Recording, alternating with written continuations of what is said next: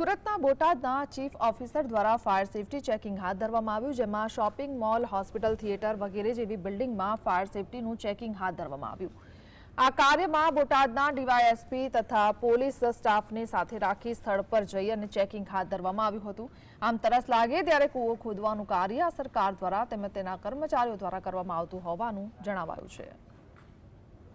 આજે બોટાદ નગરપાલિકા વિસ્તારમાં બોટાદ ચીફ ઓફિસર સાહેબ શ્રી તથા જે ફાયર ઓફિસર છે તેમની તથા પોલીસની સંયુક્ત ટીમો દ્વારા જે પણ બજારમાં આવેલી સંવેદનશીલ જગ્યાઓ છે તથા હોસ્પિટલો છે, જે આઈસીયુ છે, આ તમામ જગ્યાએ ચેક ઇન કરવામાં આવ્યું હતું અને ત્યાં જે પણ જગ્યાઓમાં જરૂરી પૂછતાઓ કરવાની છે ત્યાં નગરપાલિકા દ્વારા જે તે માલિકોને સૂચના આપવામાં આવી છે।